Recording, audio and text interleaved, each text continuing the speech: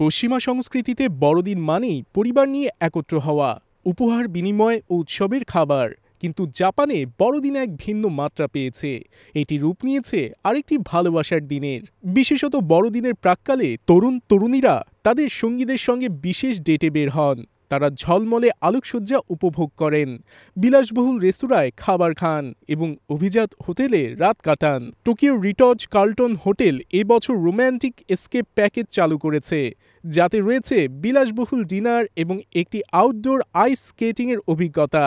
Grand হায়াত Tokyo romantic evening package দিচ্ছে, যেখানে অতিথিরা আলোকসজ্জিত গাছের দৃশ্য উপভোগ করতে পারবেন।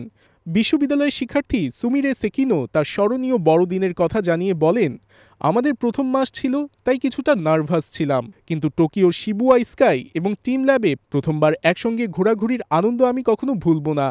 অন্যদিকে ১৯ বছর বয়সী তাকাও গত বছর বড়দিনে তার সঙ্গীর সঙ্গে আলোকসজ্জা দেখার পর ক্রিসমাস মার্কেট থেকে গরম চকলেট পান করেন। তিনি বলেন, এটি ছিল একটি অসাধারণ অভিজ্ঞতা। জাপানের তরুণ প্রজন্ম সাধারণত বিয়ের আগে পরিবার নিয়ে বসবাস করে, ফলে বড়দিনের রাত একত্রে কাটানো এক বিশেষ সুযোগ হয়ে ওঠে। নিউজিল্যান্ডের ওটাগো বিশ্ববিদ্যালয়ের জাপানি অধ্যয়নের বিশেষজ্ঞ রয় স্টার্স বলেন, জাপানে বড়দিনের মূল আকর্ষণ হল পরিবেশ ও আবহ। রাতের বেলা জ্বলজ্বলে আলোকসজ্জা উপভোগ করা তরুণ প্রেমের জন্য অত্যন্ত রোম্যান্টিক পরিবেশ তৈরি করে। টোকিওর রোপ্পঙ্গি ও গিঞ্জার ঝলমলে সড়কগুলোতে হাতে হাত ধরে হাঁটা থেকে শুরু করে হোক্কাইডোর শুভ্র বরফে মোড়া বড়দিন পর্যন্ত জাপানের বড়দিন ভালোবাসার রঙে সজ্জিত।